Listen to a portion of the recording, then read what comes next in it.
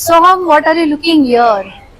Now let me see some English practice. Okay, आज आपण बघूया इफ आणि अनलेसचा वापर बघूया. ओके, तुला सांगायचंय मला मराठी वाक्य सांगायची आहे आणि त्यानंतर तूच अनलेसचा वापर करून ती वाक्य ट्रान्सलेट करायची आहे. Okay, so let start. Tell me. जर तू परीक्षेला बसली नाहीस तर तू नापास होणार.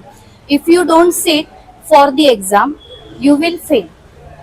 Unless you sit for the exam, you will fail. Okay, very good. Talk लाऊडली. One more. जर ती लवकर उठली नाही तर तिला शाळेत जायला उशीर होणार. If she doesn't get up early, she will be late for school. Unless she gets up early, she will be late for school. One more. जर आम्ही माहिती दिली नाही तर आम्हाला शिक्षा होणार. If we don't give information, we will get punishment. Unless we give information, we will get punishment. Okay.